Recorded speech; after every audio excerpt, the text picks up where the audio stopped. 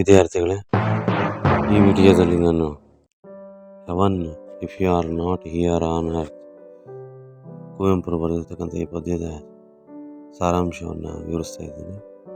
ಈ ಪದ್ಯದಲ್ಲಿ 4 ಮಾರ್ಕ್ಸ್ ಪ್ರಶ್ನೆಗಳು ಬರ್ತವೆ. ಇದು ಸೆಕೆಂಡ್ PUC ಇಂಗ್ಲೀಷ್ನಲ್ಲಿ ಪ್ರಿಸ್ಕ್ರೈಬ್ ಆಗಿರ್ತಕ್ಕಂಥ ಒಂದು ಪದ್ಯ. ಈ heaven if you are not here on earth ಪದ್ಯದ ಸಾರಾಂಶ ಇರುತ್ತೆ. ಅಂದರೆ ಈ heaven if you are not here on earth ಅನ್ನೋದು ಅರ್ಥ ಏನಂದರೆ, ಸ್ವರ್ಗವೇ ನೀನು ಒಂದು ವೇಳೆ ಭೂಮಿ ಮೇಲೆ ಇರ್ದಿದ್ರೆ ಅಂತಕ್ಕಂಥ ಅರ್ಥ. ಅಂದರೆ ಇರ್ತಿದ್ರೆ ಏನು, ಎಲ್ಲಿದ್ದೀಯಾ ಅಂತಕ್ಕಂಥ. The poet feels that heaven cannot be anywhere else except on earth. ಈ ಪದ್ಯದ ಪೊಯೆಟ್ ಅಂದರೆ ಸ್ಪೀಕರ್ ಕುವೆಂಪು ಅವ್ರು ಏನು ಹೇಳ್ತಾರೆ ಅಂದರೆ, ಫೀಲ್ ಮಾಡ್ಕೊಳ್ತಾರೆ ಅಂದರೆ, ಹೆವನ್ ಅಂತಂದರೆ ಸ್ವರ್ಗ. ಸ್ವರ್ಗ ಅಂತಕ್ಕಂಥದ್ದು ಬೇರೆ ಎಲ್ಲೂ ಇಲ್ಲ.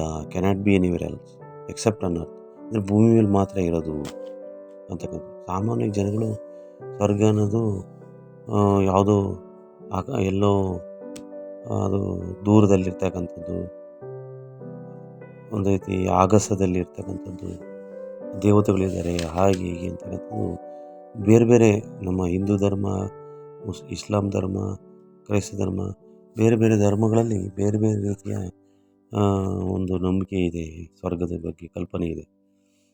ಆದರೆ ಇಲ್ಲಿ ಕವಿ ಸ್ವರ್ಗ ಅನ್ನೋದು ಭೂಮಿ ಮೇಲೆ ಇರೋದು, ಬೇರೆಲ್ಲೂ ಇಲ್ಲ ಅಂತಕ್ಕಂಥದ್ದು ಹೇಳ್ತಾರೆ. ವಿಶಿಷ್ಟವಾಗಿ ಅವರು ಹೇಳ್ತಾ ಇದ್ದಾರೆ, if you cannot be gods then there can be no gods and the same with the heavenly nymphs or angels. ಅಂದರೆ ನಾವು ದೇವರುಗಳು ಆಗೋಕ್ಕೆ ಸಾಧ್ಯ ಇಲ್ಲ ಅನ್ನೋದಾದರೆ, ಒಂದು ವೇಳೆ ದೇವರುಗಳೇ ಎಲ್ಲೂ ಇರೋಕ್ಕೆ ಸಾಧ್ಯ ಇಲ್ಲ ಅಂತ ಕವಿ ಹೇಳ್ತಾರೆ. ಅಂದರೆ ಮನುಷ್ಯನೇ ದೇವರು, ಅದೆಲ್ಲ ಕಲ್ಪನೆ ಮನುಷ್ಯನಂತೆ ಅಂತ. ಮನುಷ್ಯನೇ ಅಂದರೆ ಸ್ವರ್ಗ ಅನ್ನೋದು ಇಲ್ಲಿ ಭೂಮಿ ಮೇಲೆ ಇರ್ತಕ್ಕಂಥದ್ದು. ದೇವರು ಅಂತಂದರೆ ಬೇರೆಲ್ಲೋ ಕಾಣದೇ ಇರತಕ್ಕಂಥದ್ದಲ್ಲ, ಮನುಷ್ಯನೇ. The same with the heavenly limbs. ಅಂದರೆ ಹೆವನ್ಲಿ ಲಿಮ್ಸ್ ಅಂದರೆ ಏಂಜಲ್ಸ್, ದೇವತೆಗಳು ಅಥವಾ ಅಪ್ಸರೆ. ದೇವತೆಗಳು ಬೇರೆ ಯಾರೂ ಅಲ್ಲ, ಮನುಷ್ಯನೇ.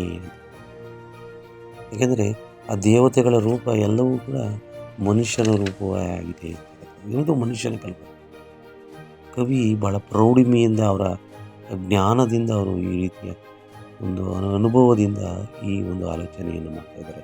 The poet says that a stream which rushes fast, tender sunshine, the waves with serve at the seashore, splendor of harvest and moonlight create a heavenly atmosphere on earth. ಅಂದರೆ ಈ ಕವಿ ಹೇಳ್ತಾ ಇದ್ದಾರೆ, ಆ ಸ್ಟ್ರೀಮ್ ವಿಚ್ ರಶಸ್ ಫಾಸ್ಟ್ ಅಂದರೆ ಜೋರಾಗಿ ಹರಿತಾ ಇರ್ತಕ್ಕಂಥ ನದಿ ಸ್ಟ್ರೀಮು. ಟೆಂಡರ್ ಸನ್ಶೈನ್, ಎಳೆಯ ಸೂರ್ಯಕಿರಣ, ಭಾಳ ಸುಂದರವಾಗಿ ಕಾಣ್ತೀವೆಲ್ಲ. ಎಳೆಯ ಸೂರ್ಯಕಿರಣವನ್ನು ನೋಡೋಕ್ಕೆ ಸೂರ್ಯಾಸ್ತ, ಸೂರ್ಯ ಉದಯ ಆಗ್ತಕ್ಕಂಥದ್ದು. The waves with surf at the seashore. ಅಂದರೆ ಸಮುದ್ರ ತೀರದಲ್ಲಿ ಸರ್ಫ್ ಅಂದರೆ ನೊರೆ, ವೇವ್ಸ್ ಅಂದರೆ ಅಲೆಗಳು, ಅಲೆಗಳ ಮೇಲೆ ಬರ್ತಕ್ಕಂಥ ಉರುಳ್ಕೊಂಡು ಬರ್ತಕ್ಕಂಥ ಈ ನೊರೆಯ ರೂಪದಲ್ಲಿರ್ತಕ್ಕಂಥದ್ದು ಸಮುದ್ರ ತೀರದಲ್ಲಿ ಬಹಳ ನೋಡಲಿಕ್ಕೆ ನಯನ ಮನೋಹರವಾಗಿ ಕಾಣ್ತದೆ. ಸ್ಪ್ಲೆಂಡರ್ ಆಫ್ ಹಾರ್ವೆಸ್ಟ್ ಅಂದರೆ ಈ ಹಾರ್ವೆಸ್ಟ್ ಅಂದರೆ ಸುಗ್ಗಿಯ ಕಾಲದಲ್ಲಿ ಆ ವೈಭವ ಬಹಳ ಚೆನ್ನಾಗಿರುತ್ತೆ ನೋಡಲಿಕ್ಕೆ. ಸ್ಪ್ಲೆಂಡರ್ ಅಂದರೆ ವೈಭವ. ಆ್ಯಂಡ್ ಮೂನ್ಲೈಟ್ ಅಂದರೆ ಚಂದ್ರನ ಬೆಳಕು, ರಾತ್ರಿ ಚಂದ್ರನ ಬೆಳಕು ನೋಡೋಕ್ಕೆ ಬಹಳ ತುಂಬ ಚೆನ್ನಾಗಿರ್ತದೆ. ಅಂದರೆ ಇವೆಲ್ಲವೂ ಕೂಡ ಸುಂದರವಾಗಿ ಭೂಮಿಯನ್ನು ಸುಂದರ ಮಾಡ್ತವೆ. ಕ್ರಿಯೇಟ್ ಎ ಹೆವನ್ಲಿ ಅಟ್ಮಾಸ್ಫಿಯರ್ ಅನ್ನೋ. ಅಂದರೆ ಇವೆಲ್ಲವೂ ಕೂಡ ಒಟ್ಟಾರೆ ಸೇರಿಕೊಂಡು ಭೂಮಿಯ ಮೇಲೆ ಒಂದು ಸ್ವರ್ಗದ ಒಂದು ವಾತಾವರಣವನ್ನು ಸೃಷ್ಟಿ ಮಾಡ್ತವೆ ಅಂತ.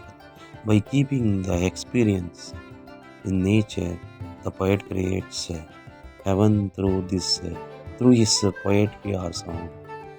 ಅಂದರೆ ಇವೆಲ್ಲವನ್ನು ಎಕ್ಸ್ಪೀರಿಯನ್ಸ್ಗಳನ್ನು ಕವಿ ಮಾಡಿಕೊಂಡು ಪ್ರಕೃತಿಯಲ್ಲಿ ಕವಿಯು ಹೆವನ್ ಅಂದರೆ ಸ್ವರ್ಗವನ್ನು through his poetry or song ಅವ್ರು ಕ್ರಿಯೇಟ್ ಮಾಡಿದ್ದಾರೆ.